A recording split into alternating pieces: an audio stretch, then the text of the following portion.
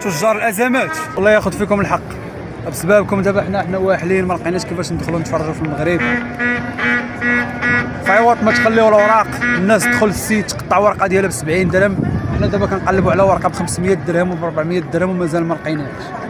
وماشي هذا هو المشكل، كيبقى فيك بنادم اللي جاي من العيون، اللي جاي من القصر الكبير، اللي جاي من القصر الصغير، وجاي باغي يتفرج، جاي باغي ياخذ ورقه ديالو، كيتفاجئ بان التيران المباراه ملعوبه بشبابيك مغلقه. وماشي هذا هو المشكل. عاوتاني المشكل الاخر هو ان الماتش الثاني اللي غيتلعب نهار الثلاث حتى هو بشبابيك مغلقه، يعني الاوراق ما كاينينش.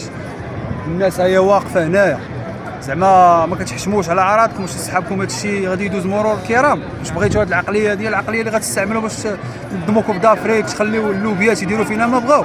ورقه ب 70 درهم نشريوها حنايا ب 150 درهم و300 درهم و400 درهم، يتاجروا فينا كيما بغاو. الله ياخذ فيكم الحق تجار الازمات، بيناتنا الله سبحانه وتعالى.